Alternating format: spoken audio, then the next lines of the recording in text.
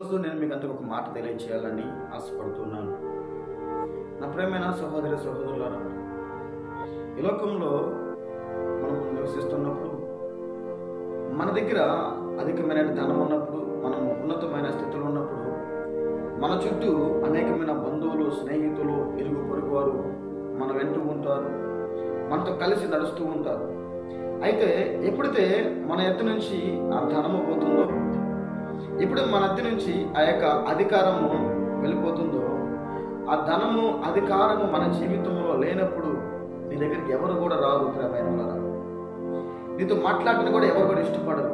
కానీ యేసుక్రీస్తు ప్రభువు వారు మాత్రం నీ దగ్గర ఏమి ఉన్నా ఏమి లేకపోయినా ఆయన నీతో అనుదినము మాట్లాడుతున్న దేవుడు, అనుదినము నిన్ను పలకరిస్తున్న దేవుడు, అనుదినము నిన్ను బలపరచాలని, నిన్ను స్థిరపరచాలని నీ చేయి పట్టి నడిపిస్తున్నటువంటి దేవాతి దేవుడు. మరి అలాంటి దేవుడు ఈ లోకంలో మనకి ఎవరు కూడా లేరండి.